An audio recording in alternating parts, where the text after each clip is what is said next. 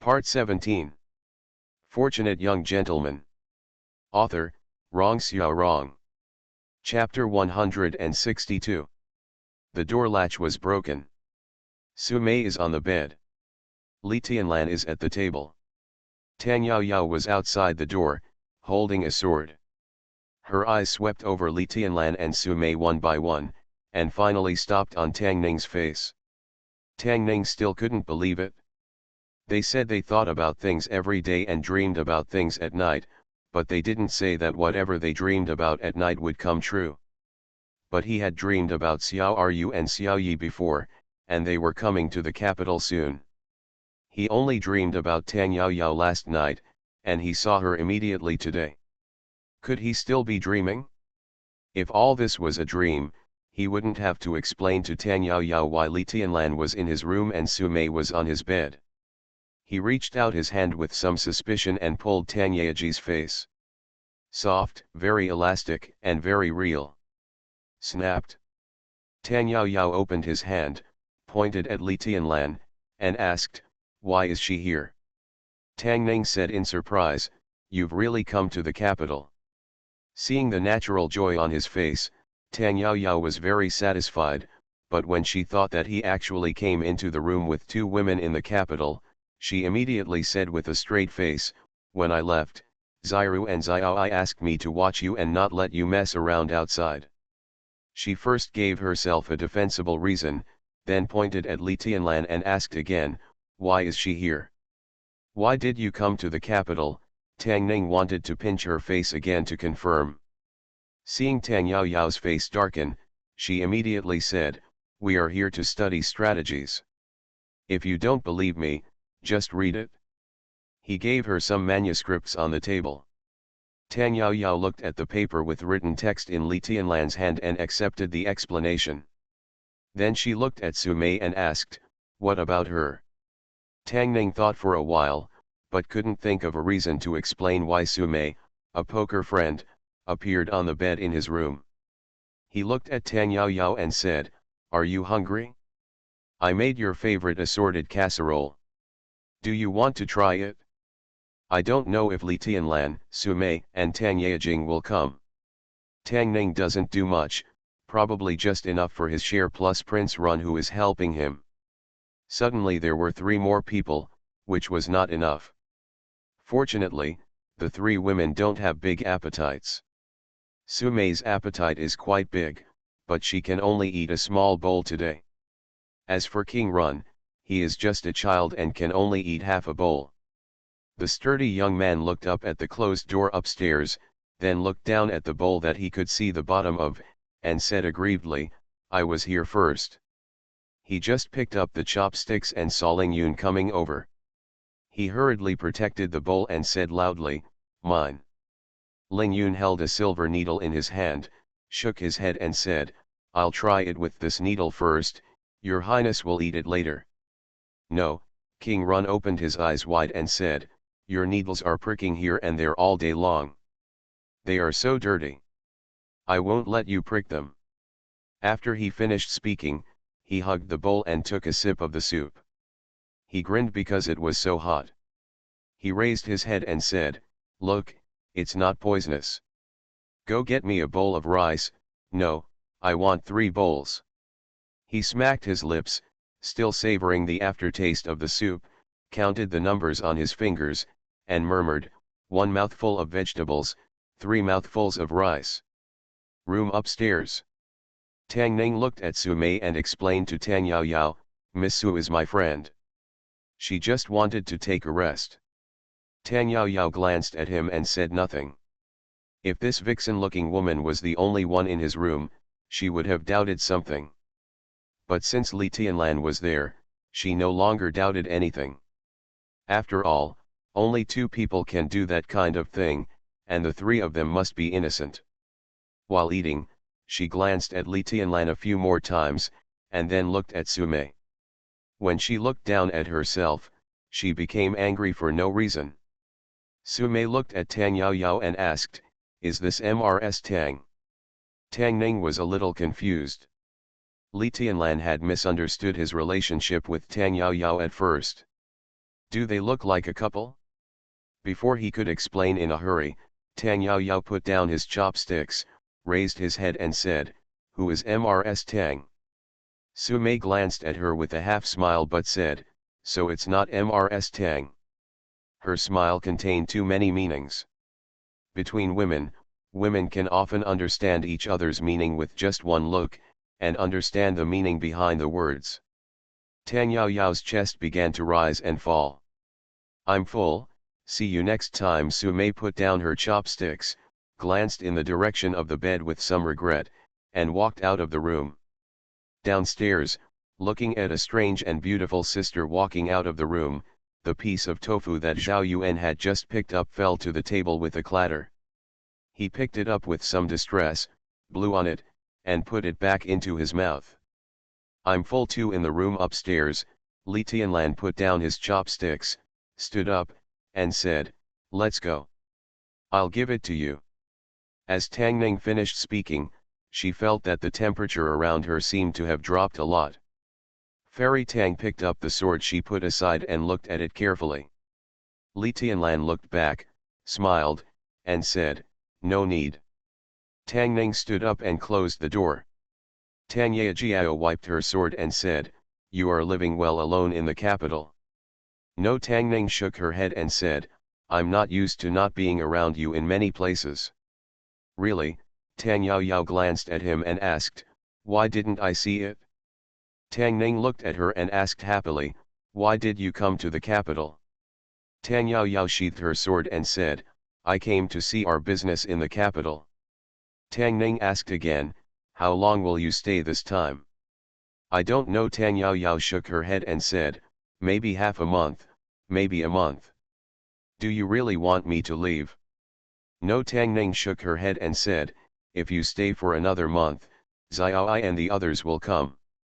"Xiaoi?" Tang Yao Yao was stunned and asked, "What is Xiaoi doing in the capital?" Tang Ning looked at her, "You don't know?" "No what?" Tang Yao Yao glared at him and said, "Hurry up and tell me, don't beat around the bush." It seems that when she left, her father-in-law's transfer order had not yet arrived in Lingzhou, so Tang Ning had to explain the matter to her again. Tang Yao Yao frowned and said, "So you will live in the capital from now on?" Tang Ning nodded and said, "If there are no accidents, it should be like this." Tang Yao Yao thought for a while and said, "Then I will stay in the capital for now. If there is anything, I will wait until Xiaoi and the others come." Being able to see Tang Yajing in the capital is probably the biggest surprise he has encountered since arriving in Beijing. Su Mei, Li Tianlan, and her can make up a table of exciting mahjong for 4 people. Of course, this was just a thought. If the 3 of them started fighting, Tang Ning couldn't help anyone. If they didn't know martial arts, he could just watch them tear their clothes and hair without worrying about being affected. Tang Yajing looked at him and asked, "What are you thinking about?" Tang Ning quickly threw that thought out of his mind and said, "Nothing." Tang Yao Yao thought for a while and asked, "Is that Miss Su the most beautiful woman in the capital?" Tang Ning nodded and added, "Everyone says so." Tang Yao Yao curled her lips and said, "That's all. The reason why Su Huli is the most beautiful woman in the capital is not just because she is beautiful. If we really talk about appearance, Xiaoi, Tang Yajing, or Li Tianlan are not inferior to her. At most, they have their own characteristics. But Su Huli exudes a kind of charm that men can't resist from the inside out, which is not something that any woman can have." Of course, he can't say this in front of Tang Yajing. Tang Yao Yao looked at him and asked, "Except for Miss Su, you don't know any other girls in the capital, right?" "No." Tang Ning shook his head firmly. Shopkeeper Su walked in from outside and said with a smile, "Mr. Tang, there is a girl outside looking for you." Tang Yao Yao stood at the stairs, looked at Tang Shui who walked in from outside, looked at Tang Ning, and smiled, "Who is she?" Fortunate young gentleman. Author, Rong Xiao Rong. Chapter 163. Chapter 162 of the main volume of the Ruyi Young Master comes to plead guilty. Third update: Tang Ning looked at shopkeeper Su, wondering if he was the spy planted by Tang Yejing. She had stayed in Lingzhou for 16 years, why did she come to the capital at this time? It was early or late, and we just picked a time when Su Mei and Li Tianlan were both there. How could things in the world be such a coincidence? He was not so shameless as to think that Tang Yejing came to the capital to see him because she was lovesick after not seeing him for a long time. If not, there must be a traitor in the Red Sleeve Pavilion. When he thought of this, the thick-browed shopkeeper Su immediately turned into a double-dealing spy in his eyes. Tang Yaoyao saw Tang Ning frozen on the spot, looking at him with her hands folded across her chest, and asked, "You don't mean to say that she is your sister or younger, do you? This means that you are not even prepared to tell the truth." Tang Ning sighed and said, "Yao Yao, I will explain this matter to you slowly." Tang Yao Yao's face turned red and she whispered, Who told you to call me that?" Tang Ning looked at shopkeeper Su and said, "Shopkeeper Su, let Miss Tang come up." Shopkeeper Su looked at him, then at Tang Yao Yao, and walked downstairs. Tang Yao Yao was startled and asked doubtfully, "Miss Tang?" Tang Shui came up from downstairs. Tang Ning looked at her and said, "Come in and talk." After speaking, he looked at Tang Yao Yao and said, "Wait for me outside for a while." Tang Yao Yao curled her lips and watched the two people walk in, but didn't ask any more questions. She was familiar with Tang Ning and knew when he was joking and when he was serious. Tang Ning closed the door, walked to the table, took out the teacup, poured a cup of tea, and said, "Sit down." After Tang Shui sat down, he raised his head and looked at him and said, "I'm here to tell you what you want to know. Capital, Lu Mansion.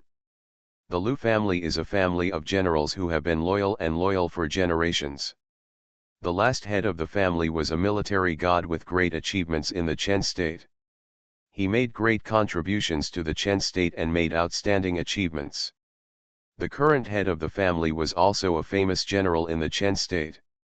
Now, although the border is stable and there is no war on all sides, but the Lu family's reputation is still there. The current head of the Lu family is the minister of the Ministry of War. Lu Mansion, in a small courtyard. The spring cold was still lingering, but a middle-aged man was shirtless, holding up the stone lock in the courtyard with one hand, his bronze skin covered with beads of sweat. He raised it dozens of times before putting down the stone lock, and a servant immediately gave him clothes. A woman came over crying and said, "Master, the Tang family is bullying people too much. You have to make the decision for Tang." The middle-aged man stretched his body and asked, "Is he awake?" The woman sobbed, "I just woke up." The middle-aged man turned around and walked into the room, waving his hand and saying, "Since he's awake, let him come see me." Not long after, Lu Teng rubbed the back of his neck, walked into the hall, bowed and said, "Dad." The middle-aged man took a sip of tea and asked casually, "What was it about yesterday?" Lu Teng gritted his teeth and said, "He had Su Xiao's legs broken." "Is there any evidence?" Lu Teng was stunned and said, "Lu Li and the Crown Prince of Dian both said." "Do you believe what they say?" The middle-aged man glanced at him and asked, They have found out something that even His Majesty has not found out." Lu Teng. The middle-aged man shook his head and said, "You disappoint me so much. Why did I, Lu Ding Yingming give birth to a son like you?" Lu Teng was in disbelief and asked, "Dad, do you mean they lied to me?" The middle-aged man looked at him and asked, "Do you know where you went wrong?" Lu Teng had already reacted at this time, with a look of shame on his face, and said, "I shouldn't be impulsive or listen to rumors." "Wrong," Lu Ding pointed at him and said with a disappointed look on his face, "As the son of my Lu family, I can't even beat a woman younger than you. You have brought shame on the old Lu family." In the Hongxiu pavilion, Tang Ning took a sip of tea, her expression very calm from beginning to end. Tang Shui lowered his head and said, "I know you hate the Tang family, but please don't hate your mother. She is suffering in her heart. She is suffering more than anyone else. I don't hate her. Tang Ning shook her head, looked at her and said, never. He doesn't even hate the Tang family, he just has a grudge against the Tang family. The real Tang Ning is dead, so he doesn't need to pursue the past matters, but the Tang family sent assassins thousands of miles away to assassinate her, causing Miss Li to be injured, and causing Fang Xiaopang to be traumatized and lose dozens of kilograms. This debt will not be possible in the future.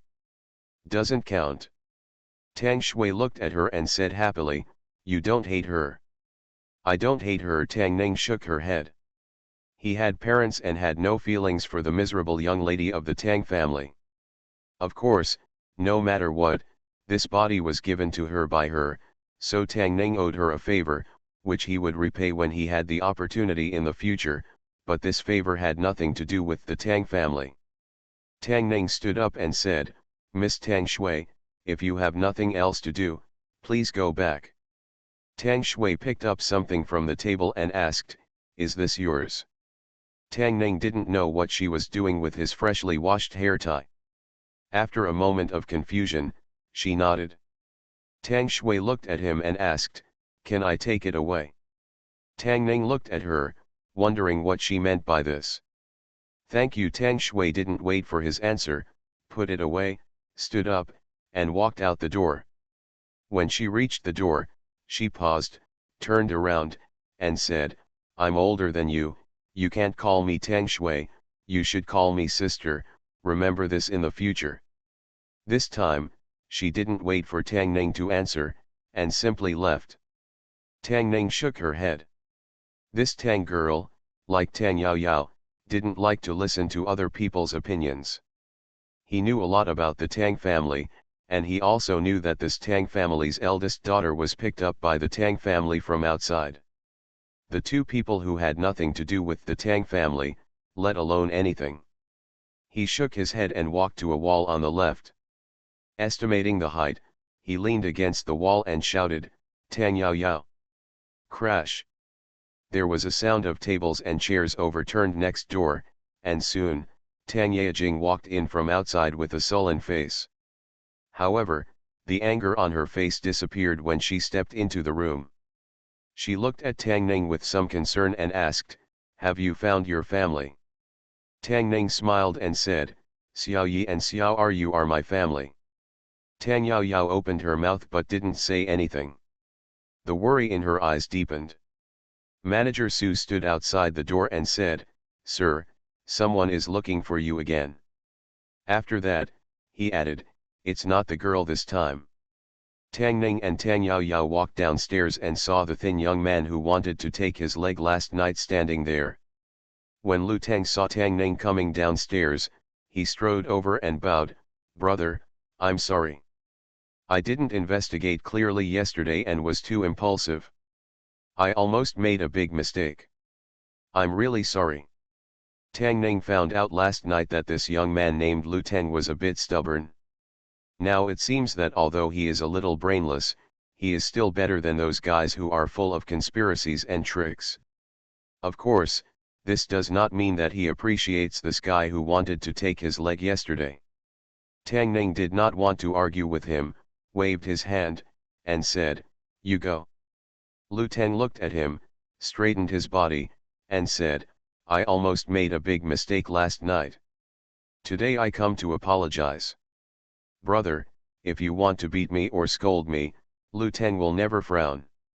Tang Ning waved his hand and said, I won't beat you or scold you, you go. Tang Yao Yao walked to the side and asked shopkeeper Su, who is he? Shopkeeper Su whispered a few words, and Tang Yao Yao's face immediately darkened. She walked forward and said, he doesn't want to fight, I will fight for him. Lu Tang looked at her, and he breathed a sigh of relief, saying, Lu has a thick skin, girl, be careful not to get hurt. Xiaoju walked to the door of Hengxiu Pavilion, and suddenly saw something flying from inside. He was startled and immediately dodged. Lu Tang lay on the street, rubbing his chest, his face showing an abnormal blush, and he looked towards Hengxiu Pavilion with fear. Clang! Inside Hengxiu Pavilion, King Run looked up at the beautiful sister, then looked down at the bowl that he had dropped on the ground out of shock, and cried out, "Wow! You are listening to novels at Bless Up channel. Wish you happiness and luck. Please subscribe to receive new novels. How do you feel about this novel? Please like and leave a comment. Fortunate Young Gentleman. Author, Rong Xiao Rong. Chapter 164. Remember 3Q Chinese website in 1 second, read wonderful novels for free without pop-ups. Xiaoju walked into the Red Sleeve Pavilion and saw everyone in the pavilion looking shocked. Sitting at a table in the corner, holding a bowl and crying, it seems to be King Run Zhao Yuan. There was another strange woman beside Tang Ning. She looked very angry, and everyone was looking at her. He walked to Tang Ning and asked, "Lu Teng is coming to trouble you again?" Tang Ning shook her head and said, "He's here to apologize." "Apologize?" Xiaoju looked outside the door, apologized and flew out. Lu Teng was very sincere. He turned to look aside and asked, "Why is Prince Run here?" Tang Ning shook her head and said, "We will discuss this matter later." Xiaoju looked at Tang Yao Yao and asked doubtfully, "This girl, is she a younger sibling?" Tang Yao Yao glanced at him, and Xiaoju felt cold all over and couldn't help but shiver. "Xiaoju, a friend I met in the capital." In order to prevent Xiaoju from following in Lu Teng's footsteps, Tang Ning turned around and explained to Tang Yao Yao first. Tang Nuxia was born with a warm heart. Even though she was tired of traveling and traveling, she first complied with Lu Teng's request and kicked him out before returning to the room prepared by shopkeeper Su to take a bath. Xiaoju sat down with lingering fear and asked, "Where did you provoke this girl from? Why did you chase her to the capital?" He was curious and puzzled. Although the two of them were indistinguishable in appearance, there was a big gap in life experience. The same was true in that regard. Why was Tang Ning always surrounded by so many women, but there was no one around him? Tang Ning did not answer his question, but looked at him and asked, "Lu Teng came to apologize. What do you think? Are you worried that this is a trap by the Lu family?" Xiaoju waved his hand and said, "Don't think too much. Although Lu Teng has no brains, the Lu family has always been reasonable and won't have so many conspiracies." King Run Zhao Yuan came over with tears in her eyes, looked at Tang Ning, sniffed, and said, "I have to leave. I'll thank you next time." Seeing Ling Yun and Zhao Yuan walking out, Xiaoju wondered again, what's going on with King Run? It's a long story. I'll explain it to you slowly when I get the chance. Tang Ning looked up and looked at the direction of Tang Fairy's room. She didn't know if it was intentional, but she actually chose the room next to hers. She sent Peng Chen to another room. "Go to one room." Thinking that he might not see her for a long time, Tang Ning would often feel disappointed, but now that she appeared in front of him, Tang Ning felt a little unsure. Tang Mansion. Tang Shui put the hair tie in the woman's hand and said, "Sister-in-law, don't be sad. I will definitely take you out of the Tang Mansion in the future." She walked out of the courtyard, took a deep breath, and strode forward when a voice suddenly came from behind her. "Where are you headed?"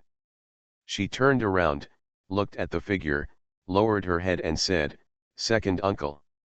Tang Chi looked at her and said with a serious face, "During these days, you will stay in the Tang Mansion and you are not allowed to go anywhere." Royal Palace. Ling Yun looked at King Run walking in front and said, "Your Highness, this is not the way back to Shuxia Palace." "I know this is not the way back to Shuxia Palace." Zhao Yuan looked back at him and said, "I'm not going back to Shuxia Palace. I wasn't full just now. I want to go to the Imperial Dining Room.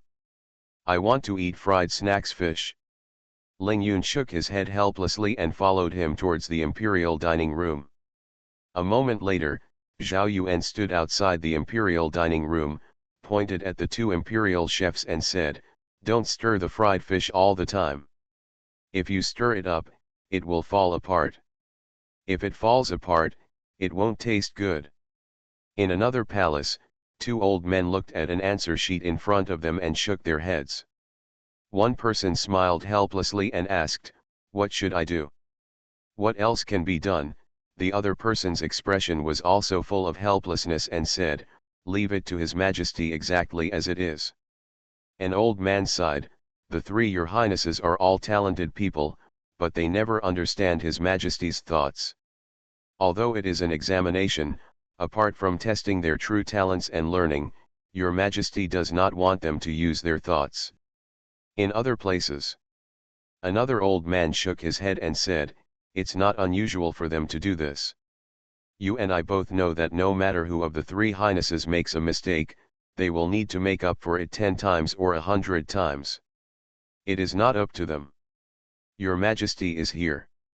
After the eunuch's shrill voice, several figures walked out from His Highness. The two men immediately bowed and said, "I see Your Majesty, and see His Royal Highness King Run." Emperor Chen waved his hand and said, "You two great bachelors don't need to be polite." After Emperor Chen sat down, Zhao Yuan ran over, opened a box in his hand, and asked, "Father, do you want fried fish? I asked the Imperial Kitchen to make it freshly, and it's still hot." "Father, you are not hungry, you can eat by yourself." Chen Huang smiled, touched his head and said. Zhao Yuan had a smile on his face and sat down to eat by himself. When the two bachelors saw this, they both sighed in their hearts. Although His Royal Highness King Run was young and had no chance of being crowned king, he was still young and ignorant. At least he did not have to go through that intrigue.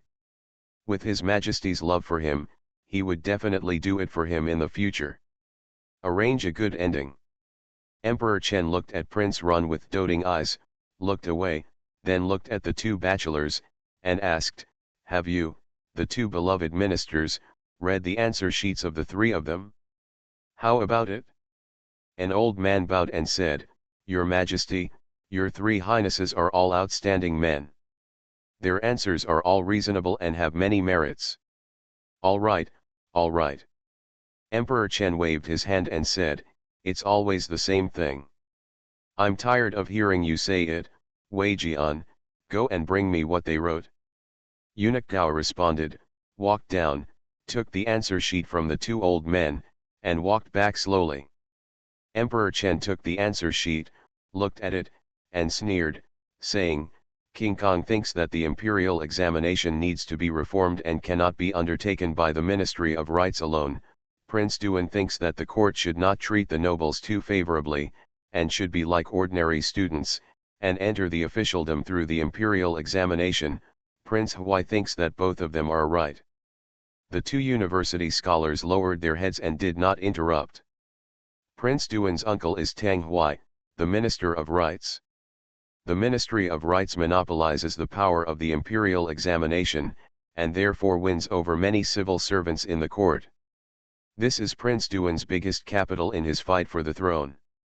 King Kang's move is naturally to weaken Prince Duan's power. Prince Duan's suggestion to treat the sons of nobles equally was also aimed at Prince Kang. Prince Kang's mother was the legitimate daughter of a certain aristocratic family in Beijing, and had 1,000 connections with the nobles in Beijing. As for Prince Huai, his background was not as good as that of Prince Kang and Prince Duan, but no matter which of them was weakened, it would be beneficial to Prince Huai. Although the court has gradually believed that the Ministry of Rights' monopoly on the imperial examination was inappropriate in recent years, and the preferential treatment for nobles should be appropriately reduced, Prince Duan and Prince Kang mentioned these two things not only for the sake of the court. However, since the death of the Crown Prince, His Majesty has kept these three princes by his side, and he must have chosen one of them to succeed him. Before His Majesty made the final decision, any of them had hope. Weakening the other's power would increase their own strength. The article is well written, but the mind is not used in the right way. Emperor Chen threw the papers aside and shook his head, saying, "If they are like them, they will arbitrarily issue and amend laws for their own selfishness, and sooner or later this piece of country will be tossed away by them." Zhao Yuan nodded while eating fish and said, "Father is right. Governing a country is like frying small fish. You can't always turn over small fish when frying them, otherwise the small fish will break and it will not taste good. Cooking small fish should not be disturbed, and governing a big country should not be annoying. If you are annoyed, you will be annoyed. Zhao Yuan thought about it, but couldn't remember what the sentence said. He shook his head and said, "Anyway, that's what father said." Hearing this talk about frying small fish, Emperor Chen and the two university scholars were stunned and looked at Zhao Yuan. Zhao Yuan saw his father looking at him, looked down at the only small fish left in the box, raised his head, and said reluctantly, "There is only one left, father, do you want to eat a bite?" Fortunate young gentleman. Author, Rong Xiao Rong. Chapter 165. Chapter 164 of the main text volume of Ruyi Little Man, The Talents of the Country Don't Bother Cooking Small Delicacies, and Don't Bother Running a Big Country.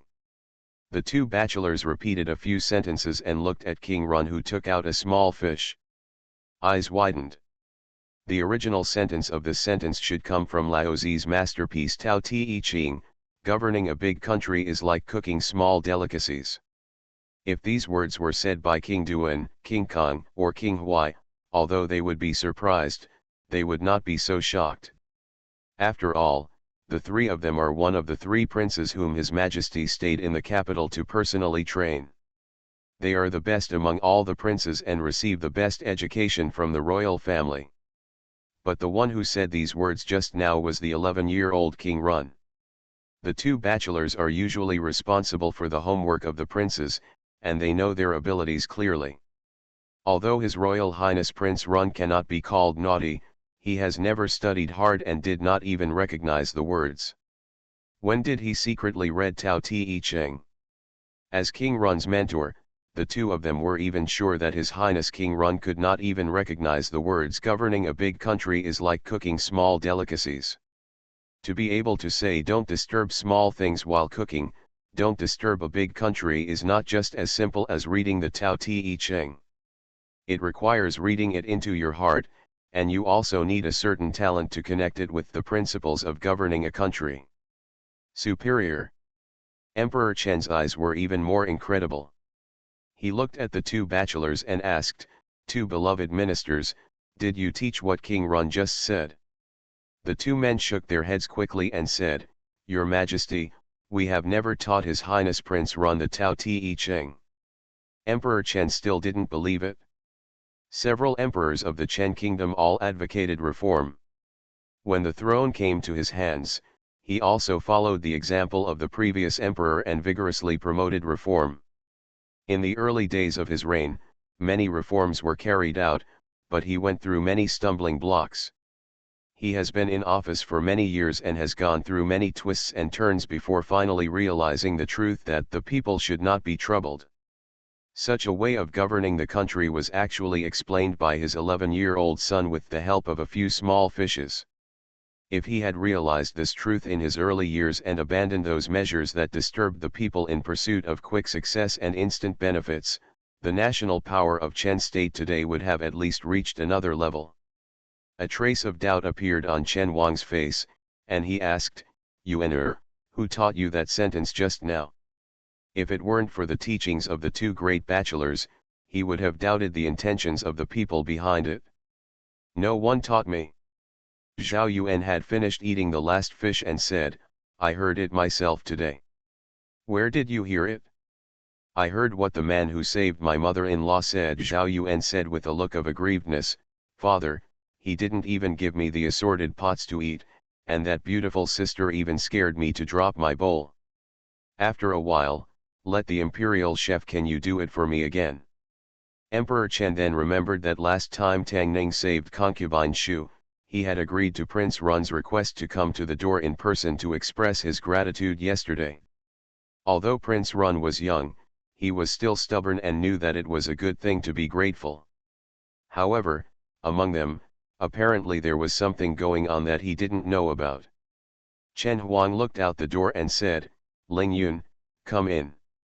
Ling Yun strode into the palace, bowed and said, "What are your orders, Your Majesty. Emperor Chen looked at him and said, "Tell me exactly what happened when you and Yuan went out today." After Ling Yun was stunned for a moment, he nodded and told everything that happened today. After a while, Chen Wang's expression softened and he asked, "Did Yuan hear it when he was discussing strategies with others?" Your Majesty, that is indeed the case. Yuan doesn't like reading the most on weekdays, but he is actually interested in these things. Chen Huang seemed to have remembered something, and asked again, "He let Yuan eat outside?" The expression on Ling Yun's face was a little helpless, and he said, "Back to Your Majesty, Tang Jiyuan originally did not intend to give food to Prince Run, but His Highness Prince Run." Zhao Yuan looked up at Chen Huang and said sadly while making gestures, "He only gave me half a bowl. The bowl was so small that I dropped it before I could drink the soup." Emperor Chen understood what Ling Yun meant without hearing what he said, and felt helpless. Although the other princes and princesses were naughty, none of them were as greedy as him. There seems to be no one in the Zhao clan like him. Emperor Chen touched his head and said, "Father, I will ask the imperial kitchen to make it for you again later." Zhao Yuan immediately beamed. Chen Huang looked at Ling Yun again and asked, "Do you still remember what they said at that time?" Ling Yun thought for a while and said, "I only remember that Tang Jiyuan once said that running a big country is like cooking small delicacies, and cooking small delicacies must not be disturbed. When running a big country, don't be troublesome, because trouble will make people work hard, and trouble will cause fish to collapse. Trouble makes people work hard, and disturbance makes fish collapse." In the hall, an old man thought carefully and nodded, "Although this idea is novel, but if you think about it carefully, it is very reasonable. It is a pity that the ancients' method of cooking fish cannot be used otherwise. This sentence in the Tao Te Ching would not have been controversial for so long." Another old man pondered for a while before speaking, "Ruling a big country is like cooking small dishes." Although this sentence can be understood as everything is indispensable and everything must be done in moderation, this Tang Jiyuan's explanation seems to be the most consistent with Lao Tzu's explanation. Governing by doing nothing, if his interpretation is thrown out, it will definitely attract countless approval. The old man beside him saluted Emperor Chen and said, "Last year, when several policy papers caused controversy between the DPRK and China, I noticed this person. At that time, I only thought that he focused on practical strategies.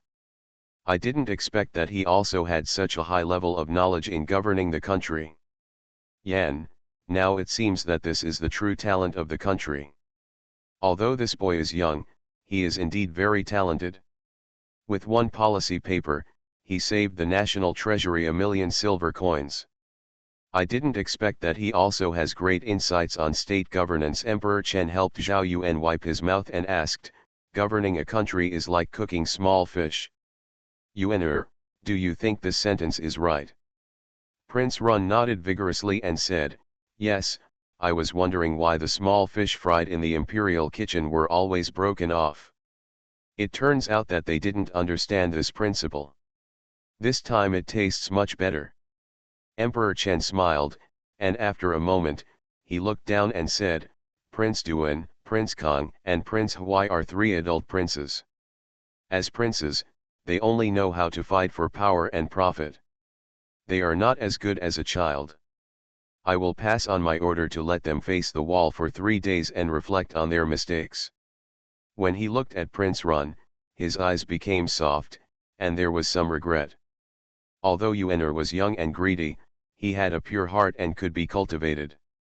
It was a pity that he was still a little too young. After a while, Emperor Chen heaved a sigh of relief and asked with a smile, "What is the assorted pot that Yuan is talking about?"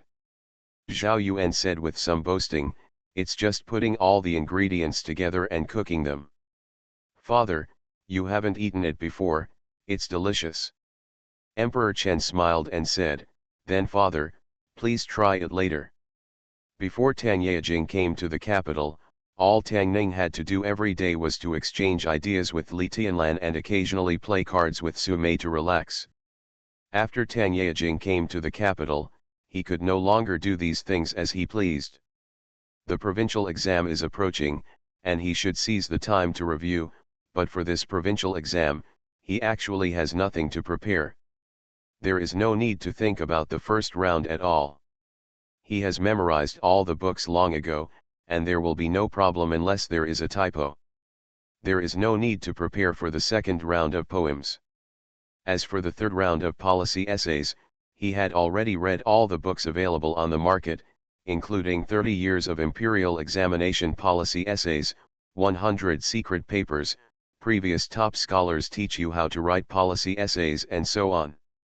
Unlike others, he would not forget what he had read, so he did not need to review. In addition, he had a real top scholar who taught him every day, so now he did not need to spend too much effort on this. This was Tang Yejing's first time in the capital. Tang Ning came a few days earlier than her. He had nothing to do, so the job of accompanying her to eat, drink and go shopping fell on him.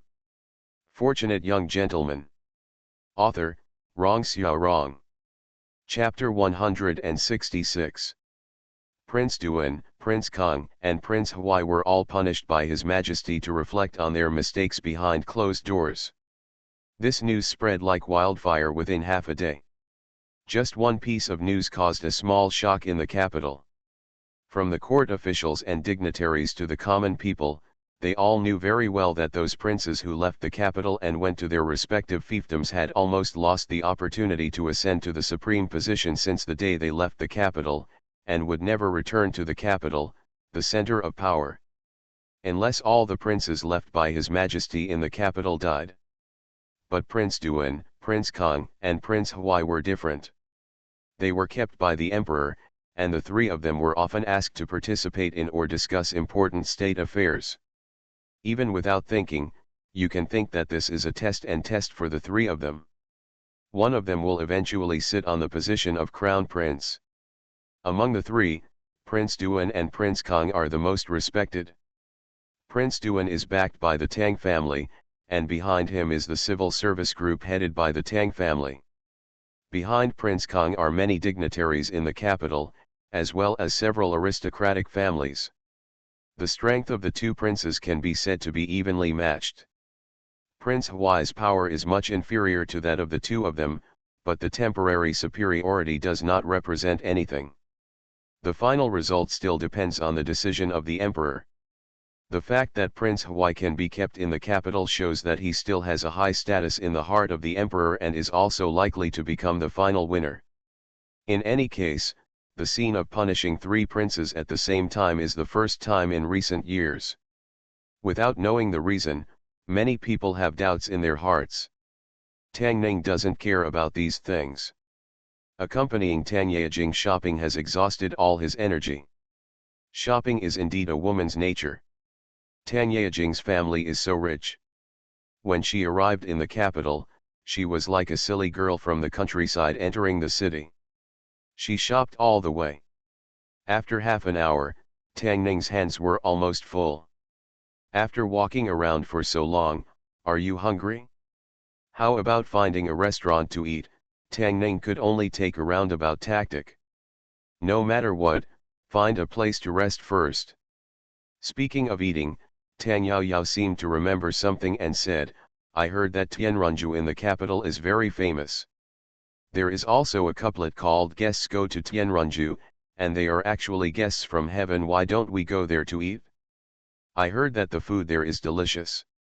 Although the food in Tianrunju is delicious, Tang Yejing and Suhuli don't seem to get along well. After thinking about it, Tang Ning shook her head and said, in fact, I know a few restaurants that taste good. Tang Yao waved her hand and said, don't worry, I'll treat you this time. Let's go and try the food in Tianrunju and see what's different from other restaurants. I think I saw it when I passed by just now. It's just a little ahead. After that, she walked forward. Tang Ning had no choice but to follow her. He didn't bring the sign with him, and even if he did, he didn't plan to take it out, so as not to have to explain a lot to her later. Young master is here. The waiter at the door of Tianrunju obviously knew him, and hurriedly came to greet him, saying, "Do you want me to go and call Su?" Tang Ning immediately said, "No, just prepare a yaji." The waiter nodded immediately, "Young master, please follow me." Tang Yao Yao looked at him with some doubts and asked, "Have you been here before?" Tang Ning nodded and said, "I've been here twice." Tang Yajing didn't ask any more questions. It occupied an entire garden as a restaurant. This was her first time seeing it. She looked around curiously until the waiter took them to the yaji on the second floor. For 2 people, Tang Ning ordered 4 dishes. Each dish at Tianrunju was not very large, and 4 dishes should be enough for 2 people. The dishes hadn't come yet, and Su Mei came first. Tang Yao Yao looked at Su Mei, who pushed the door open, and after a moment of stunned, she asked, "Why are you here?" Su Mei smiled and asked, "Why can't I be here?" Tang Ning explained to her, "Miss Su is the shopkeeper of Tianrunju." Tang Yao Yao glanced at him obscurely, then looked at Su Mei and asked, "Is there anything for shopkeeper Su?" Su Mei kept a polite smile on her face, "Miss Tang is visiting our Tianrunju for the first time. I am worried that they may not be considerate, so I came to see them." Su Mei was so polite and well-mannered. If he targeted her again, it would seem that he was being unreasonable. Tang Yao Yao's expression eased and he said politely, "Miss Su, have you eaten yet? If not, why don't you sit down and eat together?" In Chen State, this kind of inquiry does not mean to invite people to stay for dinner, but to send them away. Su Mei looked at her, smiled slightly, and nodded, "Okay." Tang Yao Yao was stunned in her seat, her lips moved, and she obviously didn't know what to say.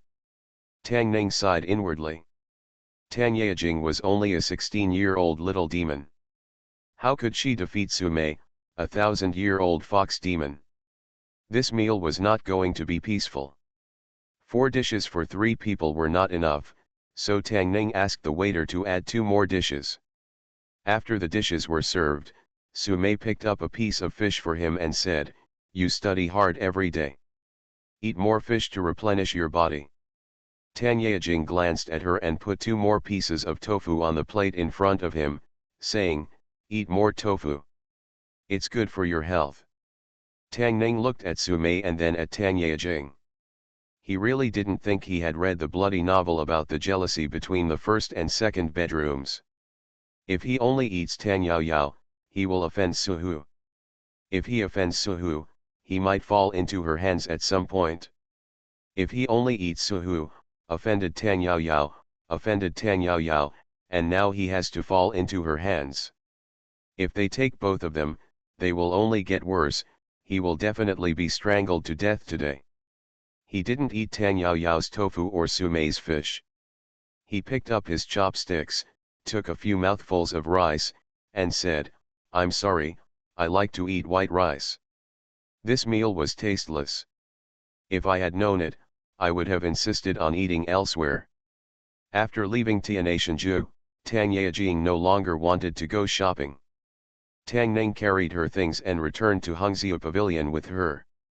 Tang Yao Yao went back to her room, changed her clothes, and then came over and said, "From tomorrow on, you can study hard in your room. Xiao Ai is still waiting for you to take the first prize." The capital was not as good as Lingzhou, but Tang Ning could still chat with Li Tianlan and play cards with Su Mei. Tang Yajing had no friends and was unfamiliar with the place, so she could only stay in her room. Tang Ning originally wanted to teach her mahjong, but she said she couldn't disturb his study. Tang Ning mentioned it a few times, and after she refused a few times, he stopped mentioning it. He remembered buying a few novels on the street and reading them when he was bored. He threw them to her and asked her to read them first to pass the time. After Xiao Ai came to the capital in a while, she would not be so bored. However, when Tang Ning visited her room, she found that the books were placed on her table exactly as they were, with no signs of being flipped. Tang Ning looked at her and asked, "You don't like to see it? These are all best-selling novels on the market." It is said that they are selling very well. Tang Ning flipped through them. The contradictions are obvious, the conflicts are fierce, and the plots are quite attractive. Tang Yao Yao shook her head, feeling a little uninterested, and said, "It's all the same, it's either a fox fairy or some kind of ghost. Why are all the people who meet the fox fairy and the bewitching ghost a down and out scholar?" Tang Ning thought for a while and said, "Maybe it's because these stories were written by down and out scholars." He picked up the other two books and asked, "Where are these two books?" "It's boring." Tang Yao Yao glanced at it, not even bothering to explain. Only then did Tang Ning remember that these two books were about the deeds of young ladies who behaved themselves, observed their wives' ethics, and cared for their husbands and children. They were very consistent with the mainstream ideas and core values of feudal ethics. This is exactly what Tang Yajiao hates. Having experienced forced marriage, she does not like this method of parents ordering matchmakers to talk, and is even a little disgusted. Naturally, she does not have any sense of substitution. But this is not a problem. "I don't like feudal ethics and want to watch something fresh, exciting and avant-garde. What's the difficulty?" You are listening to Novels at Bless Up channel. Wish you happiness and luck. Please subscribe to receive new novels. How do you feel about this novel? Please like and leave a comment. Fortunate Young Gentleman. Author, Rong Xiaorong. Chapter 167. Remember 3Q Chinese website in 1 second, read wonderful novels for free without pop-ups. Tang Ning couldn't let Tang Yao Yao get bored. Historical experience told him that Tang Yajing would come to play with him when she was bored and had nothing to do. He returned to the room, closed the door, took out a few pieces of paper, ground the ink, and started writing. He planned to write something to relieve Tang Yajing's boredom. Tang Yajing didn't like reading, but she had a special liking for novels. There were many strange novels in her room. She had read most of the routines of popular novels on the market, so it was no wonder that she was not interested in the ones Tang Ning gave her. Of course, Tang Ning could also write strange novels, but Tang Yajing had read too many of these novels, so she might not be interested. Moreover, in addition to relieving Tang Yajing's boredom, Tang Ning had some other ideas. After Xiru and Xiaoi came to the capital, he didn't plan to live with his father-in-law and mother-in-law in the county government office anymore, but buying a house in the capital would require a lot of money. His and Tang Yajing's investment was far from profitable. He couldn't borrow money from her every time he was short of money, and then he would owe her more and more, and in the end he couldn't pay it back and couldn't pay it back with his body. After a while, he began to write. It is said that in Hezhong Prefecture, Shaanxi, there is a temple called Puji Temple. He was writing Romance of the West Chamber. In another world, Romance of the West Chamber is a zhezhe created by Wang Shifu in the Yuan dynasty. It has a great influence in the history of literature and has a very high artistic achievement. It is also mentioned in Dream of Red Mansions. Of course, these are not the most important. The most important thing is that although this book was banned in some dynasties, it will definitely be a bestseller if it is written. However, Tang Ning couldn't copy it directly. He needed to transform it into a popular vernacular novel on the market, which was not a big problem for him now. Squeak. The room was very quiet, and the sound of the window opening and closing was particularly clear. Tang Ning looked at the window and saw a figure climbing in from the window quietly. His eyelids could not help but twitch. Tang Yajing was next door. If she found out that Sumei had climbed in through the window, his room would be torn down. Sumei looked a little tired. She waved to him and made a gesture to keep quiet. She slowly walked to the bed, took off her shoes, and wrapped herself in the quilt. Tang Ning glanced at her and listened to the noise next door. Only then did he feel relieved. When he was reading, Tang Yajing usually wouldn't disturb him. Moreover, his door was closed. If she knocked on the door outside, she would have enough time to wake Sumei up and leave. Until now, he still didn't understand what magic the bed in his room had, but since Su-mei could sleep comfortably here, he just let her do it. He turned his attention back to the paper in front of him. He didn't know how long he had been writing until there was a knock on the door. Tang Ning put down his pen and stood up. Only then did he realize that Su-mei had left without knowing when. The quilt was folded neatly and there was no sign of mess on the bed. Suhuli finally knew how to clean up the mess. Tang Ning was relieved. He walked to the door and opened it. Tang Yao Yao looked at him, looked into the room, and said, "It's time to eat." Tang Ning went back to the room to wash his hands, and went downstairs with her. He didn't eat well in the morning. He wanted to vomit after eating rice. In the afternoon, he planned to eat only vegetables and no rice. Maybe it was because Miss Tang came, and Manager Su wanted to please her. The meals in the past few days were very rich, and the table was full. Tang Ning just took a look and his appetite increased. He sat at the table and picked up the chopsticks. Tang Yao Yao put a big bowl of rice in front of him and said, "You like rice the most, eat more." Tang Ning looked at the big bowl in front of him and the rice sticking out of the bowl, and felt a little uncomfortable in his stomach. He knew that this was Tang Yejing's revenge for not taking advantage of her during the day. He pushed the rice aside, picked up 2 pieces of tofu, and said, "Actually, I like tofu too." Tang Yao Yao smiled and said, "Eat more fish, too. You've worked hard studying, so you need to make up for it." Tang Ning picked up 2 pieces of tofu again, shook his head and said, "I don't like fish, not at all." Li Tianlan's ups and downs made him broad-minded, while Tang Yejing's calmness made her narrow-minded. Tang Ning had long understood this truth. From now on, she would eat the tofu she handed over, and would never refuse it. After dinner, when they returned to their room, Tang Ning handed her the manuscripts and said, "If you're bored, take a look at this first."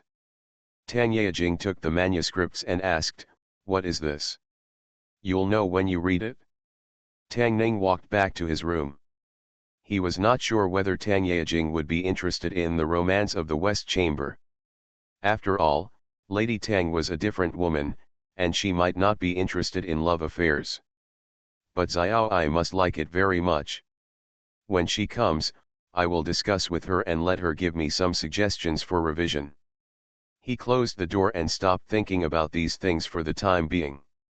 He sat cross-legged on the bed, with his 5 hearts facing the sky, and breathed in and out according to the method taught by the old beggar. It is said that this can strengthen the physique, and more importantly, it can train the internal force.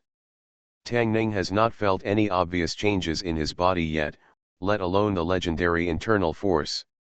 The imperial examination is important, but martial arts cannot be left behind.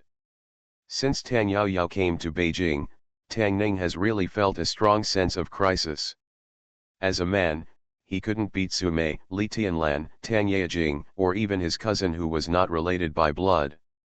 He always relied on women for protection, which made it easy for people to misunderstand him as a gigolo. Therefore, he had to improve not only his cultural soft power, but also his physical hard power. After an hour, Tang Ning still didn't feel the warm current in his body that the old beggar said.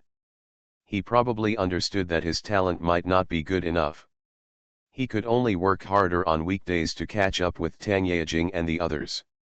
He got out of bed, washed up, and was about to go to bed when there was a hurried knock on the door. He opened the door and saw Tang Yao Yao standing at the door. Su-mei occupied his bed today, so he had no time to take a nap, which made him feel a little sleepy now. Tang Ning yawned and looked at her and asked, "It's so late, what's up?" Tang Yao Yao shook the manuscript in her hand and asked, "Where is the next story?" Tang Ning shook her head and said, "The next story has not been written yet." Just when she was reading the exciting part, there was no follow-up. Tang Yao Yao was itching to say, "Then tell me, did they get reinforcements? Did Zhang Sheng and Kui Yingying end up together?" Spoilers are not a good habit. Who would ask what the ending is after just reading one chapter? Tang Ning looked at her and said, let's talk about it tomorrow. I'm going to sleep now. No, Tang Yao Yao said dissatisfiedly, how can you stop writing at the most critical moment like you do? Breaking chapters is an author's self-cultivation. Who doesn't do this when writing novels?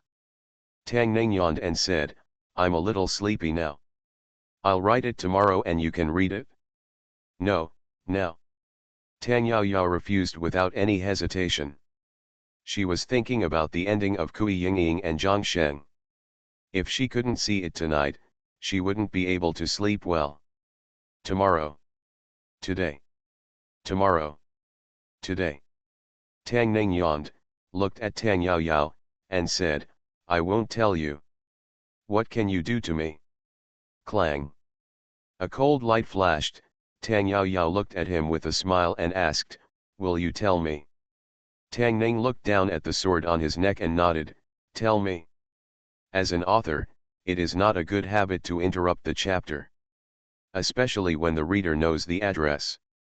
If there is a violent female reader with a bad temper who draws a sword at the slightest disagreement in the next room, for the sake of your own life, don't interrupt the chapter. This is not an author's self-cultivation, but an author's way of survival. Early in the morning, Tang Ning got up from his bed, and the quilt was filled with a sweet fragrance. Yesterday, Tang Yejing fell asleep while listening to a story, and she stayed on his bed and refused to leave, so he had to sleep in her room. Tang Yejing should not have woken up yet. Tang Ning opened the door and saw Manager Su standing at the door, making a knocking gesture. Manager Su looked at Tang Ning, and was startled at first, then raised his head to look at the room number, and then looked at Tang Ning again, with a shocked expression.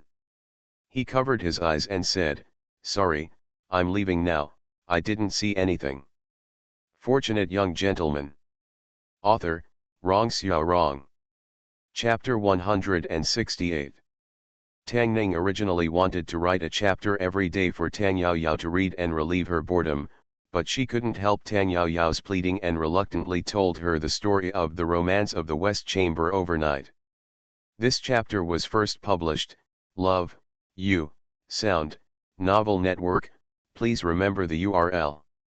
Halfway through, he realized something was wrong.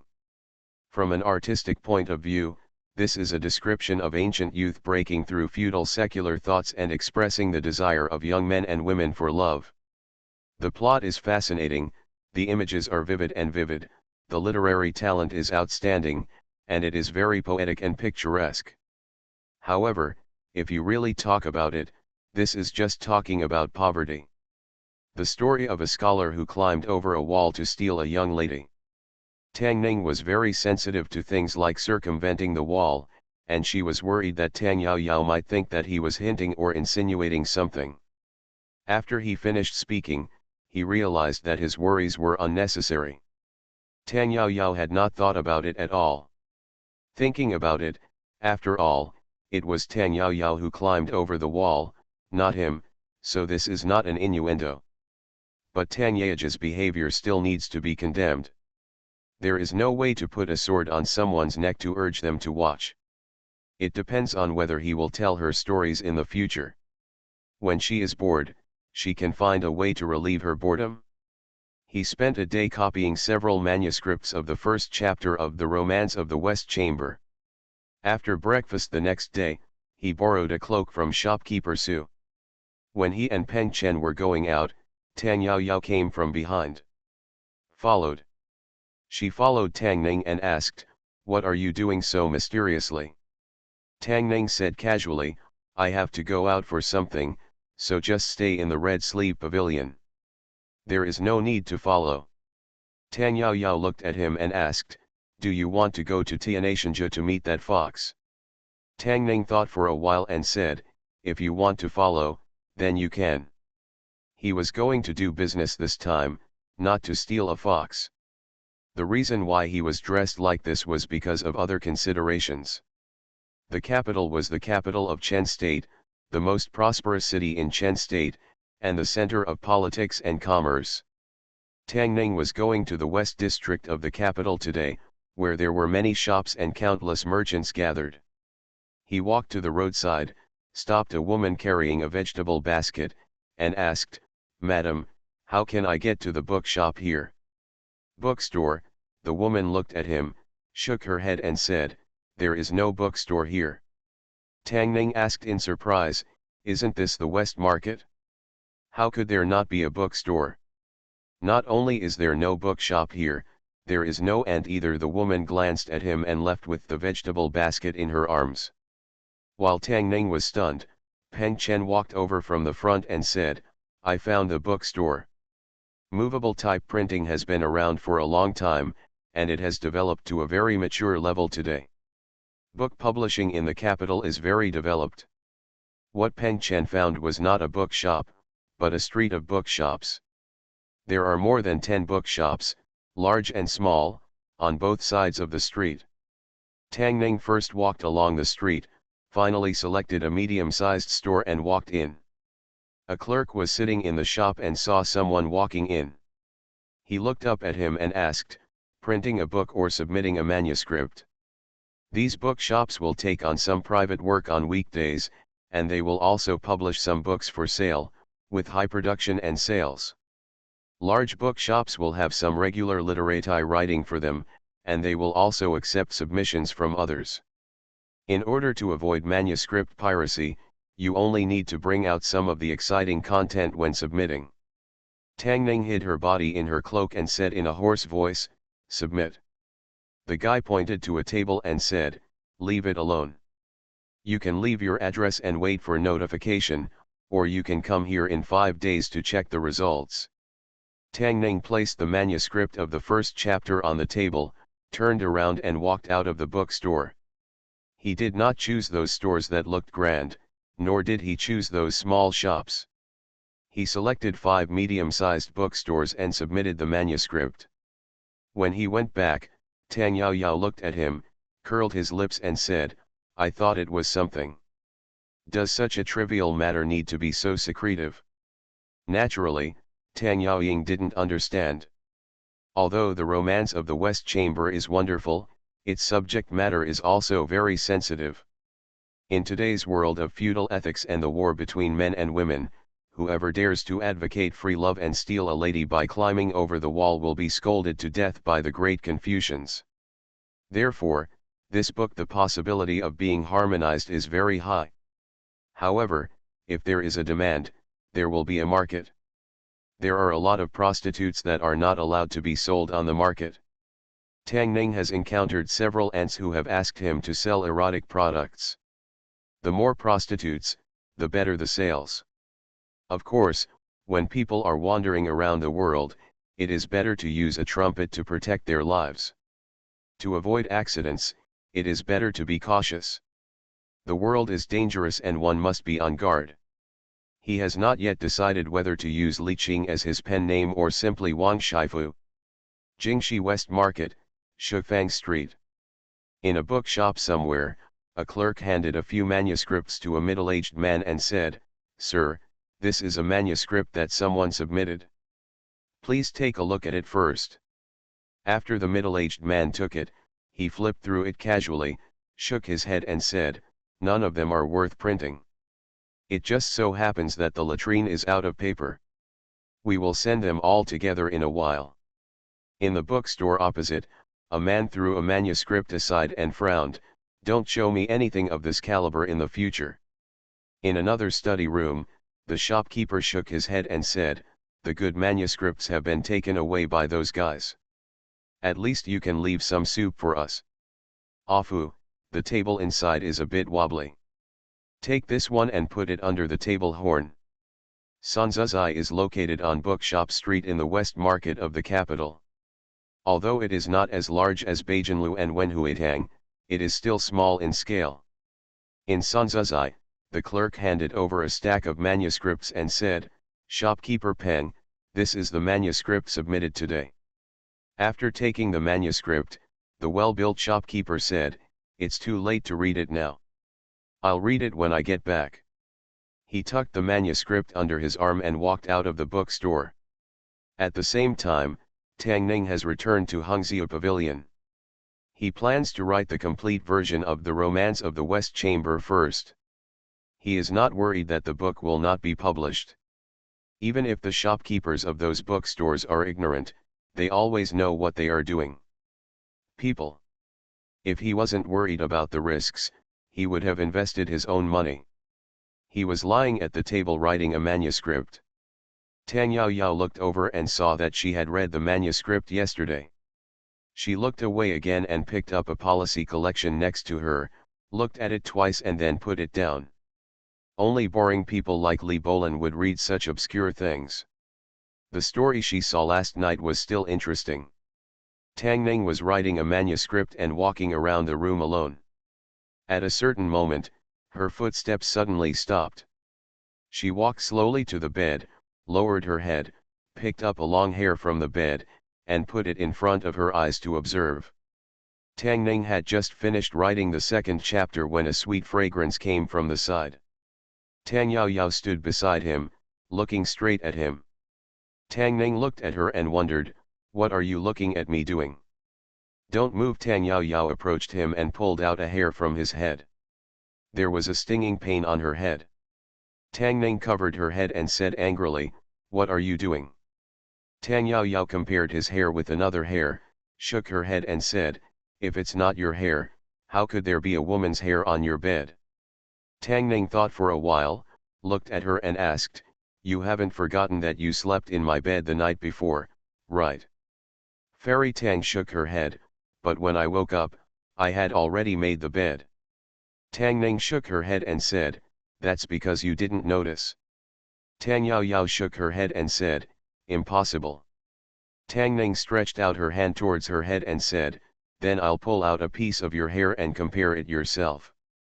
Fairy Tang hurriedly avoided it, flipped up her hair, and after comparing it carefully, she said, "It seems to be really mine." Tang Ning wiped her forehead, nodded and said, "If you want to sleep in the future, remember to make the bed clean." Fairy Tang glanced at her mouth and said, "Who cares about your broken bed?" Tang Ning glanced at her and continued writing. She didn't care about it, but some people did. Peng Mansion.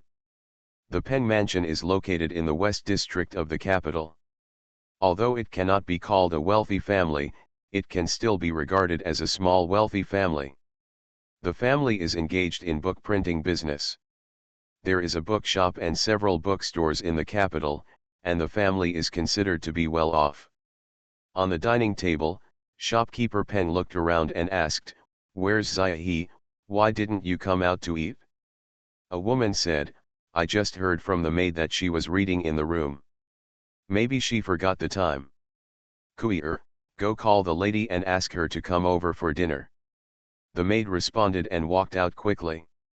A quarter of an hour later, the woman raised her head and asked doubtfully, "Tuir has been gone for so long, why hasn't she come back yet?" She looked at the other maid and said, "Chiner, go and see what's going on." After another quarter of an hour, the woman stood up and said, "What's going on today?" "Master, eat first. I'll go see what Xiaohe and the others are doing." Another quarter of an hour later, shopkeeper Peng put down his chopsticks and looked at the room where he was the only one left. He looked outside with suspicion on his face. This chapter is first published like Have Voice Novel Network. Please remember the URL. Fortunate Young Gentleman. Author, Rong Xiao Rong. Chapter 169. The 168th chapter of the main text of Ruyi Xiaolang Jun. The lion opens his mouth. How can this be? Did they bring in reinforcements? Oh, I'm so anxious. Why is there no more story? Shopkeeper Peng stood outside a door, listened to the voices coming from inside, and strode in. A woman saw him come in and immediately asked, "Dad, where is the manuscript for the rest of the West Chamber?" Shopkeeper Peng looked at her and shook his head, saying, "That person only sent the first chapter, and I don't have the rest." The woman was a little disappointed and said, "If he sends the rest, Dad must tell me immediately." Shopkeeper Peng looked at his daughter, wife, and several maids at home, and couldn't help but feel a little surprised. Is this the West Chamber really that good? He had just finished reading all of them. Among the manuscripts he received today, one was worth publishing. As for the final result, he still needed to think about it. This romance of the Western Chamber seemed to be just an ordinary love story between a man and a woman. There was nothing outstanding about it. But if it was not outstanding, how could it attract all the women in his family? He had been in the book printing business for many years, and his vision had long been trained to be sharp. Otherwise, he would not have been able to accumulate his current wealth. But he did not deny that he himself had made mistakes. He looked at the expressions of his daughter and several maids, and secretly doubted in his heart, could it be that this book was the type that women liked? If so, it would be great. Since ancient times, women have been the most profligate.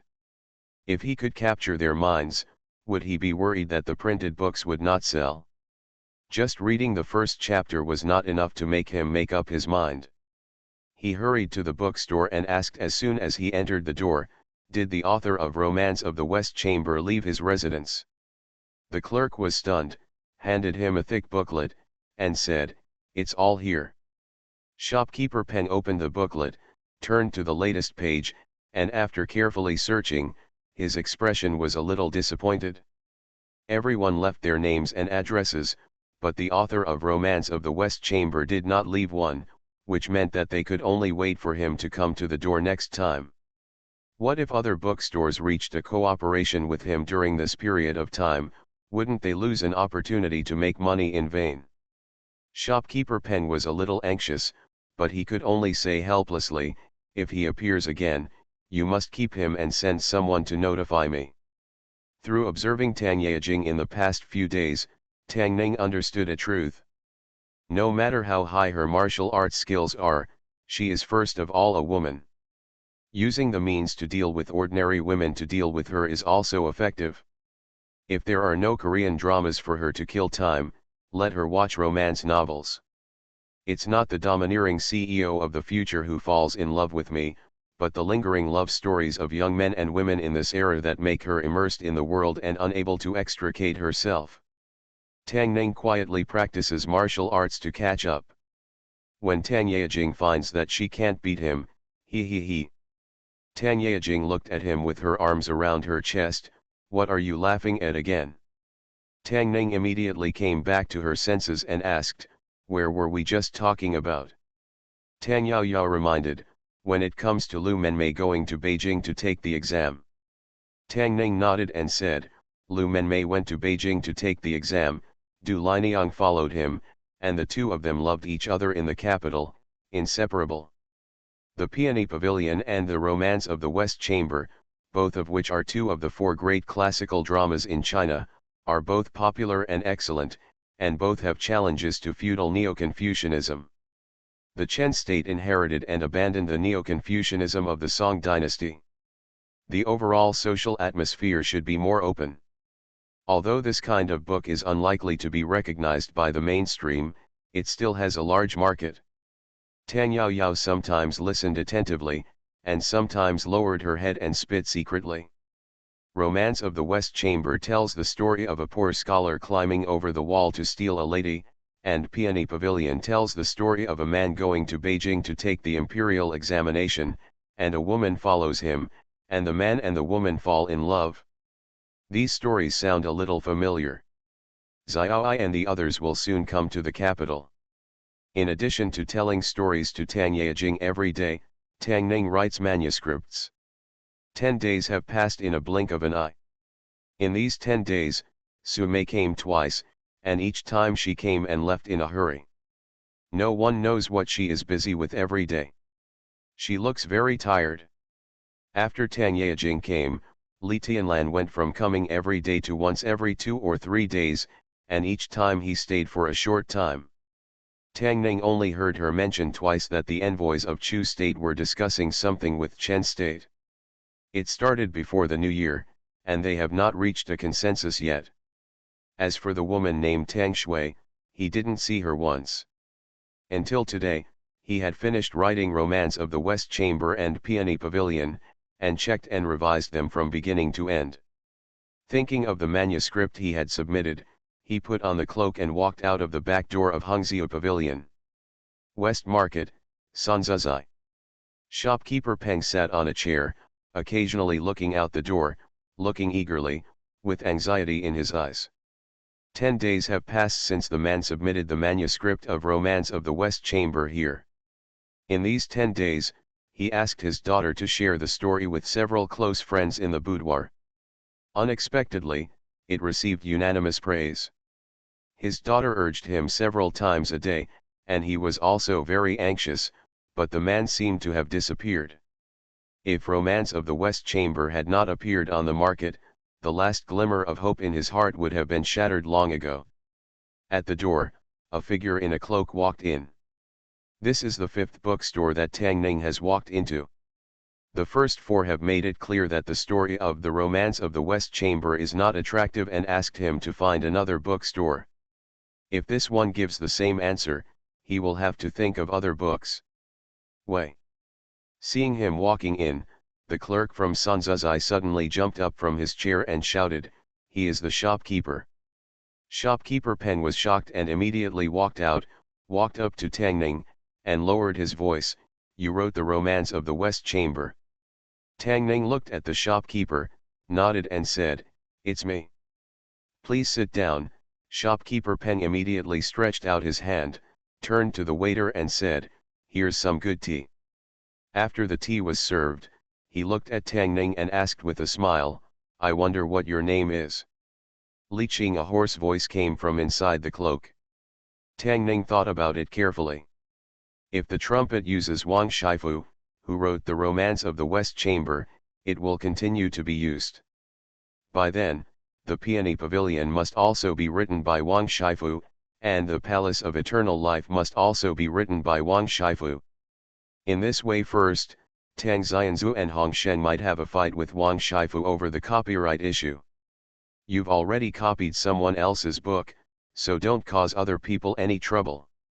Shopkeeper Peng looked under the cloak with some curiosity, but still couldn't see the face of the person opposite him clearly. He put away his curiosity and said with a smile, "I have already read the Romance of the West Chamber written by Your Excellency. As for the story, it's pretty good. I wonder how many volumes there are in the Romance of the West Chamber?" If the previous volume was counted as one volume, Tang Ning made a mental calculation and said, 20 volumes. 20 volumes, Shopkeeper Peng's eyes lit up. After pondering for a moment, he looked at Tang Ning and said with a smile, "Send this the Romance of the West Chamber to our shop for printing. For each volume, I will pay the young master 10 taels of silver to polish the pen. How about that?" Before Tang Ning could answer, Shopkeeper Peng looked at him and said, "Young master must be very familiar with the market situation in this industry. 10 taels of silver is already a very high price." Tang Ning had already understood the market situation before submitting her article. Shopkeeper Peng is right. 10 taels of silver is indeed not a small amount. A roll of 10 taels of silver is considered to be an above-average price in the entire industry. Most people can only get a pitifully small amount of polish. The cost is just for food and clothing. However, 10 taels of silver was not a small amount for ordinary people, but to him, it was of little use. 12 taels of silver could not even buy a single pearl from the hairpin on Tang Yao's head. In the capital, he could only afford a hut in a big house. "The West Chamber can be exclusively published by you, and the profit from the sale will be 6 to me and 4 to you." An unquestionable voice came from under the cloak. "What?" Shopkeeper Peng stood up from his chair. He thought that for the poor scholar who did not even dare to show his true face, 10 taels of silver would make him grateful to him. "I didn't expect him to be so open-minded, and the profit from the sale was 60%. Do you think that his surname is Peng, a fool?" You are listening to Novels at Bless Up channel. Wish you happiness and luck. Please subscribe to receive new novels. How do you feel about this novel? Please like and leave a comment. Fortunate Young Gentleman. Author, Rong Xiao Rong. Chapter 170. Is there a problem? Tang Ning stood up and said, if there is a problem, I will find another company. He didn't look at the shopkeeper of Sanzuzai anymore and walked out the door without hesitation. Wait a minute, shopkeeper Peng's expression changed and he hurriedly called him. He gritted his teeth and said, 20 taels, a roll of 20 taels, it can't be higher. In these 10 days, he has seen the true value of the West Chamber. If it can be operated exclusively and printed as soon as possible, he will definitely make a lot of money. If he misses this good opportunity, he is afraid that it will only make others cheaper. Naturally, he would not just watch such an opportunity slip away from him. Tang Ning didn't stop, but moved even faster. Shopkeeper Peng hurriedly chased out and said, if you are not satisfied with the price, we can still discuss it, we can still discuss it. Tang Ning looked back at him and repeated, the profit from printing is mine and you are the fourth. If the shopkeeper finds it unacceptable, I will find another company. Shopkeeper Peng gritted his teeth, unable to make a decision. A middle-aged man came out of the bookstore opposite and said in surprise, Old Peng, what are you doing? Shopkeeper Peng glanced at the shopkeeper in the opposite shop and lowered his voice, Master Li, come in and talk. He and Tang Ning walked into Sanzu restaurant and ordered the waiter, close the door. He then turned to look at Tang Ning and said, Mr. Li, your request is really excessive. In our industry, this has never happened before. Tang Ning handed him the other volume he had written and said, you can print these 2 volumes first and see the effect, and then we can discuss it. 5 days after taking it, shopkeeper Peng said, give me 5 days and the first batch will be printed. Please also leave Mr. Li your address. Then Peng will visit you personally. No need. Tang Ning waved her hand and said, I will come find you when the time comes. After thinking for a while, shopkeeper Peng nodded and said, then it's settled. Tang Ning walked out of Sanzuzai, walked to a remote alley, and changed out of her cloak. Dividing according to the accounts is naturally not as convenient as buying out directly, but it can maximize profits. He doesn't have to worry about what the shopkeeper will do with the accounts. These accounts are not only related to themselves, but also closely related to the court's tax revenue. Every once in a while, the government will have someone to check the accounts. Big businessmen without background dare not what kind of manipulation was done in the accounts. When he was about to return to Hungzhou Pavilion, several figures walked up to him. Okay. Have mercy on us. Brother, we haven't eaten for several days. Tang Ning looked at the few beggars in front of her, took out a piece of silver from her waist, thought about it, turned and walked towards the street. When the few beggars saw this, the bright look in their eyes went out again. Wait a minute. When they turned to leave, a voice came from behind. Tang Ning was holding a basket full of steamed buns. She looked at them and said, take them and share them. After several beggars were stunned for a moment, they rushed over. They grabbed the buns and chewed them. Tang Ning smiled, put the basket down, and turned around to leave. If you give them money, they may be robbed by the older beggars, so it is better to buy them some steamed buns, at least now they can fill their stomachs. I don't know when Lu Lao and the others will come over. Although the capital is prosperous, there are obviously many more beggars on the streets than in Lingzhou. When Tang Ning first came to this world, his situation was not much better than theirs. If it hadn't been for that cabbage bun and if it hadn't been thrown away by Fairy Tang, he wouldn't be where he is now. The little beggars had obviously been hungry for a long time. They were swallowing the buns with big mouthfuls. The expressions on their faces were a little anxious, as if they were afraid of something.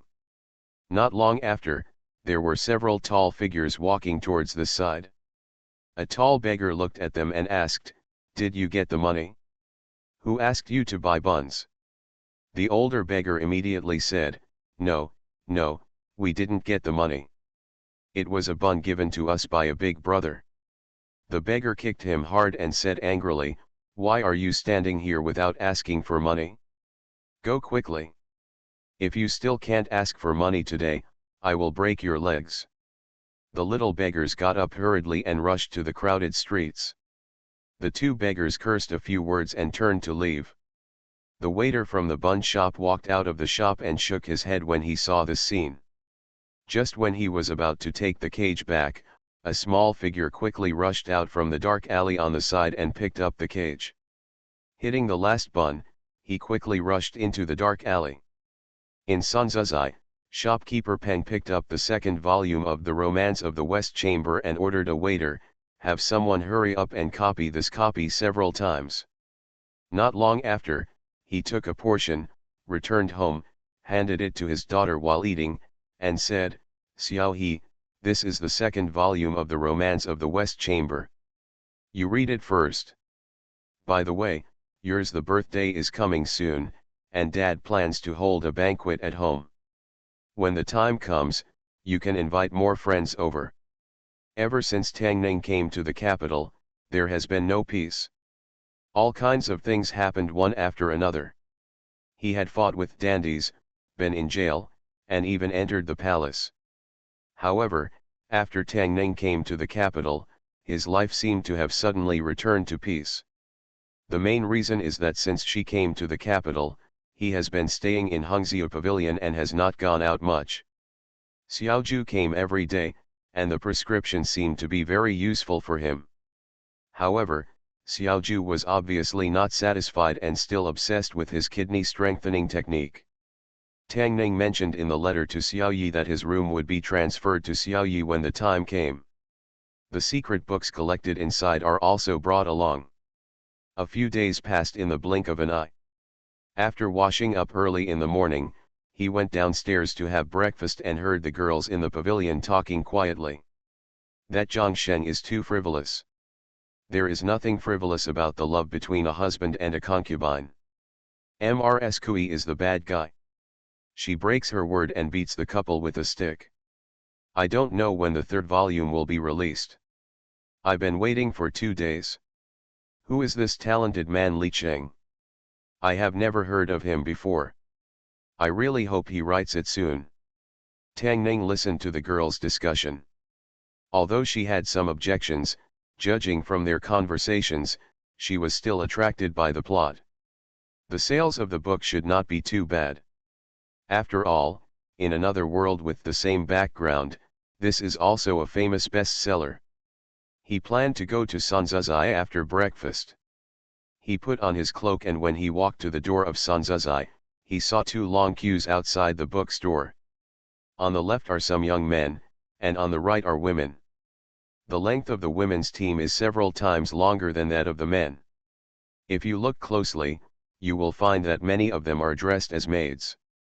Only 2 volumes have been released. I don't know when the third volume will be released. Is there anyone who knows Li Cheng? Can you go to his house to urge me? The critical moment is over. Do you know where Li Cheng lives? I'll go to his house to deliver something. While the crowd was talking, Tang Ning walked towards the pavilion. What are you doing? Haven't you seen so many people lining up? Are you polite? It's great to wear a cloak. Can you jump in line just by wearing a cloak? Hey, what about you, wait in line. He had only taken 2 steps when a dissatisfied voice came from behind him. Shopkeeper Peng ran out of the shop, his face glowing red, and he said hurriedly, "Young master is here, please come in quickly, please come in, I've been waiting for you for a long time." Tang Ning walked into the store, looked at him, and asked, "How are you doing? Sales are pretty good, right?" "It's not only good, it's sold like crazy." Shopkeeper Peng looked at him with a smile on his face and said, "These people outside are all here to buy The Romance of the West Chamber. Tang Ning nodded and asked, "Can Sanzuzai still print the next few volumes?" "Yes. Of course I can," Shopkeeper Peng said decisively without any hesitation. The business of printing books is just for quick success. Even if their west chamber is selling so hot now, in 3 to 5 days, there will be pirated copies on the market. Get the first-hand content and seize the opportunity in these 3 to 5 days. Only those who are lucky can eat meat, while others can only follow them and drink soup. Long before it was published, he had already made a name for himself with the West Chamber. For the past 2 days, there was a long queue at the door of the bookstore, which lasted until night. The West Chamber alone was enough for him to earn a lot of money. He rolled his eyes and looked at Tang Ning again. Why, it's just that printing requires a lot of effort and money. If it costs 40 or 6 cents, the shop can't actually make much profit. How about we open it at 50 to 50 cents? Tang Ning smiled and said, the West Chamber is just one of them. There will be several more to come. I have to consider whether to cooperate with shopkeeper Peng.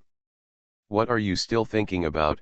Shopkeeper Peng patted his chest and said, 4 or 6 points, 6 for you and 4 for me, that's settled. Fortunate young gentleman. Author, Rong Xiao Rong. Chapter 171. Shopkeeper Peng set the price of a volume of The Romance of the West Chamber at 500 words. This price is a bit more expensive than other novels on the market, but it is not much more expensive. Movable type printing has been around for more than 100 years, and papermaking has also made great progress. This has resulted in Chengguo's book printing industry being very developed, but it is only compared to 100 years ago. Generally speaking, the cost of printing books is still not low. Things like books are still not affordable for ordinary people. 500 yuan is a huge sum of money for poor people, but most of those who can read and digit are not poor people. In this capital, there are a lot of people who are willing to spend 500 yuan to buy a novel. Shopkeeper Peng looked at him and said, the price of 500 yuan can only last for 5 days. The bookstores on this street have all set their sights on our West Chamber. In 5 days, they will be able to print it themselves. Once it is produced, our prices will drop by then. There is no copyright awareness in this world. If you want to make money by printing books, you have to seize the opportunity. Once pirated copies come out, you won't be able to make much money. Here, most of the people who make a living by writing books are failed scholars who make ends meet. Therefore, Tang Ning did not even think about printing The Romance of the West Chamber in one go. By the time other bookshops printed the first and second volumes of The Romance of the West Chamber, the third volume of Sun Zizai had already been printed, and others got the third volume. After 3 volumes, it took another 5 days to type, print, and sell it, and 5 days later, the 4th volume of Sun Zizai was just released. As long as Sun Zizai can maintain a lead of 1 volume, it will be able to seize most of the market in the capital. By the time others print it, it will already be a plot that most people have seen. Although there are still some losses and regrets, they eat meat and have to leave some soup for others to drink. Otherwise, those jealous guys don't know what kind of trouble will happen. Young master is really foresighted. A lot of money came into his account in the past 2 days. The fat on shopkeeper Peng's face was trembling and he said with a smile, I will soon have someone put up a sign at the door with the opening of the 3rd volume written on it, sales time, and then let people seize the time to publish. Shopkeeper Peng's attitude towards him had completely changed. Tang Ning handed him the manuscript for the 3rd volume, and he immediately took it and arranged it. Soon he came back and said, do you want to settle the profits for the past 2 days with the young master first? Tang Ning shook her head and said, from now on, we'll just settle by roll. Shopkeeper Peng nodded and said, then we will do as the master said, once every 5 days. Tang Ning walked out of Sun Zizai and looked back at the long queue at the door of the bookstore. She was still satisfied. It is indeed much more convenient to leave this kind of thing to a dedicated person. On the 2nd day of the sale of the West Chamber, there was such a grand event. I think shopkeeper Peng also did a lot of publicity. Tang Yaoyao stood beside him, holding an illustrated copy of The Romance of the West Chamber printed by Sun Zifeng. She looked at Tang Ning and said, "Miss Li Qing, I'll see how you explain it to Xiaoi when the time comes. If you don't tell me, if I don't tell you, how could Xiaoi know?" Tang Ning glanced at her and said, "Maybe she has forgotten Li Qing." Although she had an exchange of letters with Xiaoi once as Li Qing, there has been no contact since then. Maybe she has long forgotten Tang Yajing's distant cousin. Tang Yaoyao looked at him and said, "Uncle Su received a letter from Ling Zhou this morning. It was from my father. He said in the letter that Uncle Zhong and Xiao Yi had already set off for Beijing. Although traveling to Beijing with their families will be slower, in terms of time, they will arrive in the capital in mid-February at the latest. By that time, he can no longer live in Hangzhou Pavilion. He still needs to seize the time to make money. Judging from the current situation, by the time all the West Chamber is released, he will probably be able to save enough money to buy a big house in the capital." In addition, Tang Ning also thought of something. When he moves out of Hangzhou Pavilion, if that room is occupied, Su Hu will have no place to sleep. There are extra rooms in Hangzhou Pavilion anyway, so why not let shopkeeper Su free up the room so that she can have a place to rest? After saying that Su Hyugzu arrived, Tang Ning returned to the room and saw her sitting at the table. Tang Yaoying was still down there and had not come up. Tang Ning closed the door. Su Mei looked at him and smiled, "You are quite afraid of that little girl, it's a fairy." Tang Ning did not continue the topic, walked forward and asked, "Why didn't you sleep today?" "I can't sleep." Su Mei looked at the bed in the corner and said with some nostalgia, "I'm leaving Beijing soon. Come and tell you." Leaving Beijing, Tang Ning looked at her in surprise and asked, "Where are you going and are you coming back?" Su Mei smiled at him, her voice suddenly softened, and asked, "Why, are you reluctant to leave me?" Tang Ning glanced at her and asked, "Who is this person? What a charming guy." Su Mei looked at him and said, "Don't worry, I'm just going out to Beijing to do some things.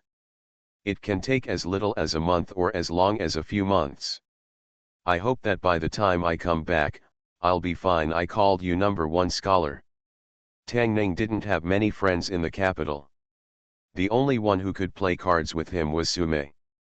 She was suddenly away from the capital for such a long time. He was a little surprised. After thinking about it, he looked at her and said, "You are a girl.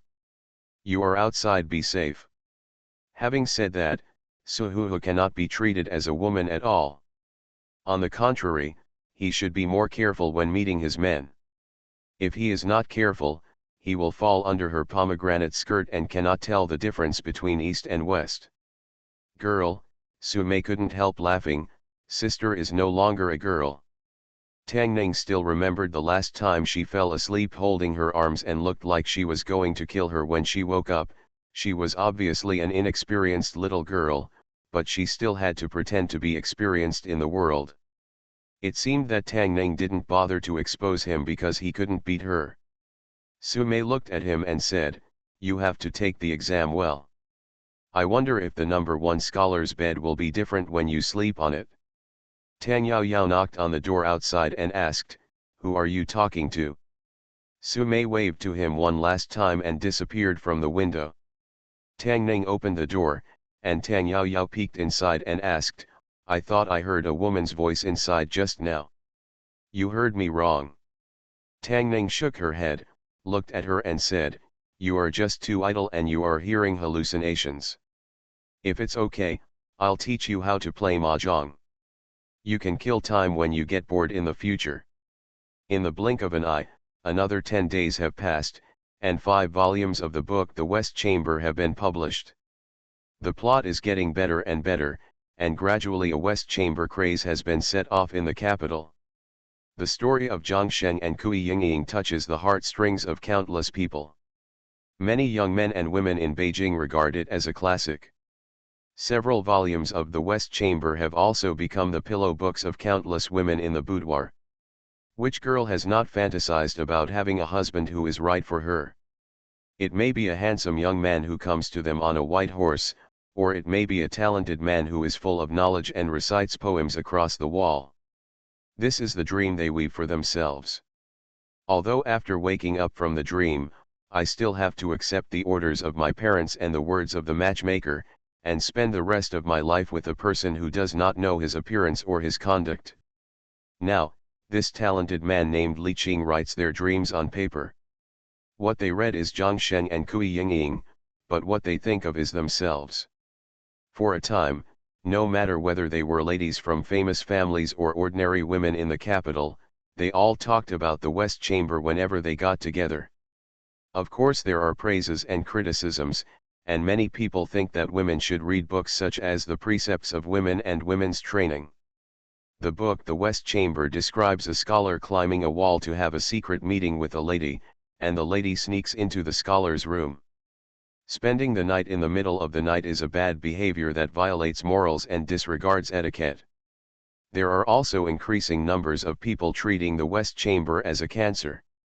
However, regardless of praise or criticism, the sales of the book The West Chamber have become even more popular. Tang Ning was in the Red Sleeve Pavilion and couldn't hear the sound outside. When everyone had mixed opinions about the romance of the West Chamber, he was calculating the ledger in the room. After finishing the calculation, he sat on the bed and counted the money. Putting down the account book, he pushed a pile of banknotes aside and murmured, "That's not right, there are 2 taels of silver missing, a real lady is online to help you find books and chat with you. Please use WeChat/search popular online articles or RDWW444 are waiting for you."